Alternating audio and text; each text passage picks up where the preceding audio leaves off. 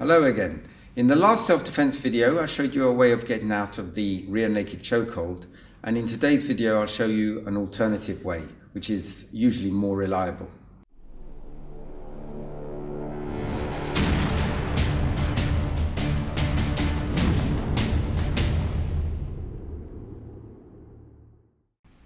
It's worth learning more than one way of getting out of a rear naked chokehold because the situations can be different.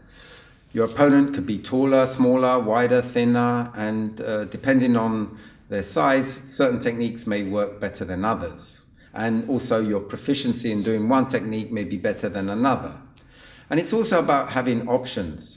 You know, you could try a certain technique, it doesn't work, and then you have another option. Some are not as reliable as others, but they're still worth practicing. You know, I often hear people criticizing a technique saying, "Oh, that's never going to work." Well, it can work. I mean, it can work on somebody that's not very strong or not very proficient at doing a good rear naked chokehold. And who's to say that you won't get attacked by them? Okay, so, you know, somebody attacks you in the street, they may not be an expert. So it's quite easy to get out of, and you could try one of the weaker methods to get out and it still works. But you've got to train yourself to deal with the most difficult situations. So you've got to assume that the person's going to be able to do a really strong hold. So you've got to build up your own strength and your skills to be able to deal with that. So in a self-defense situation, you really don't want the opponent to be grabbing you. So you do your best to keep them away. That's why in Taekwondo, we use our legs when they're at that range. And if they manage to get a bit closer, we use our hands to strike or punch. But if they manage to get even closer, we can use the knee or the elbow, or do techniques that work at close range like an upset punch.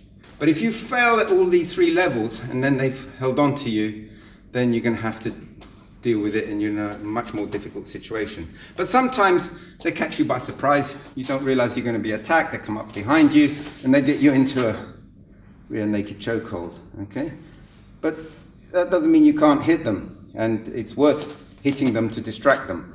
But first, let me talk about this hold. Like I said before, you really don't want to get them to get a tight grip because it's blocking your arteries.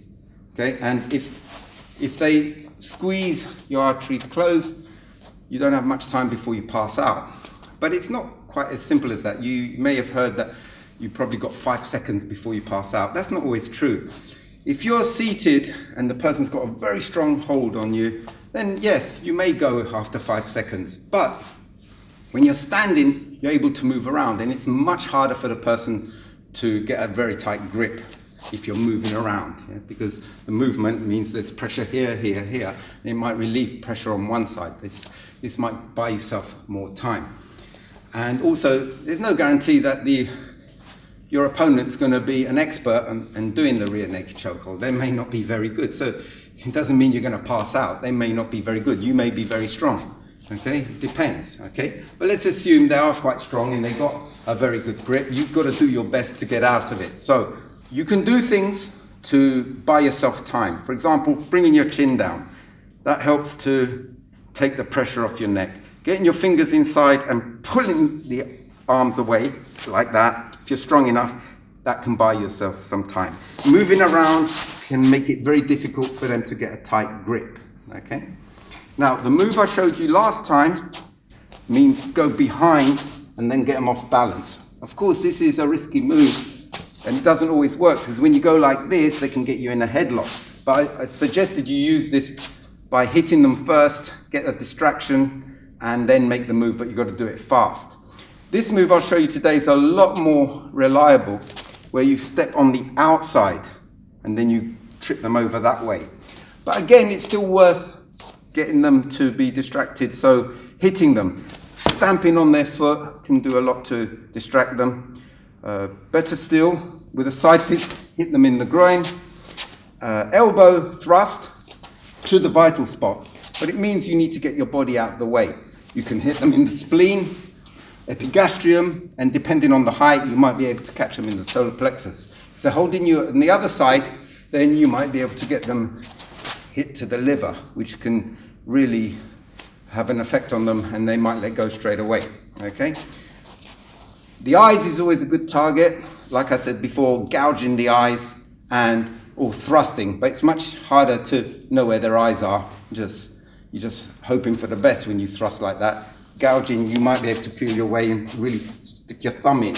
Gouging is one of the best self-defense moves there is. Okay, but having distracted them, moving around, you might get their feet in a position where you can hook your leg round. Now this is a good position to be in, because if you can curl forward like that and then turn, you can get in a position where they fall over. But it's very important to curl forward, because if they're stretching you up like this, lifting you up, it's very difficult to move your leg on the outside.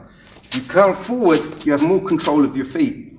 And then if you move around and then get your leg round, you can use their leg as a support to get more strength. I've seen people try to turn round without hooking the leg, just spin around like that. But the only thing is that it's very easy for the opponent to come around and just follow you. So you get nowhere like that. If you bring your leg around, kind of traps their leg, so that when you curl forward and turn, you want to drop that elbow so their shoulder drops, turn them this way. And then you're in a good position to move that way, so you step with this leg and pull down and get them off balance. Okay. Now you could control, rather than controlling the lower arm, get more control from the upper arm. But it does mean letting go with these hands, which is a problem if they got a good grip. If you've got a strong neck, you're not worried too much about the grip. You can get your hand on the elbow, the other hand on the shoulder, and turn them like this. So you get your leg round, and then you've got more control to turn them like that. If you can grab their clothes, and if their clothes are tight enough, this will be a very good anchor to pull down. And you get them off balance like that, okay? And then you can hit them or run, okay? So here's a few scenarios how this can work.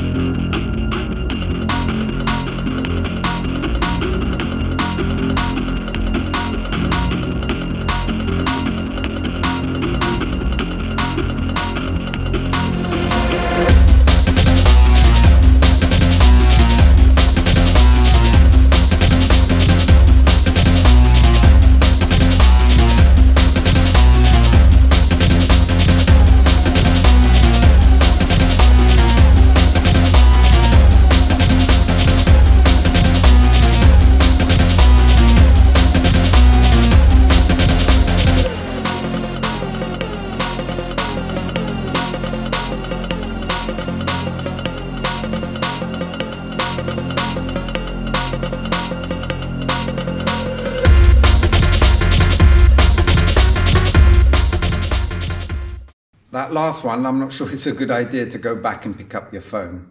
Mind you, with the price of smartphones today, some people will risk their lives. And for some people, their phone is their life, so that's up to them. Anyway, that's it for today. I will be showing you more ways of getting out of a rear naked chokehold and different holds. So please join me for the next video. I'll see you next time. Goodbye.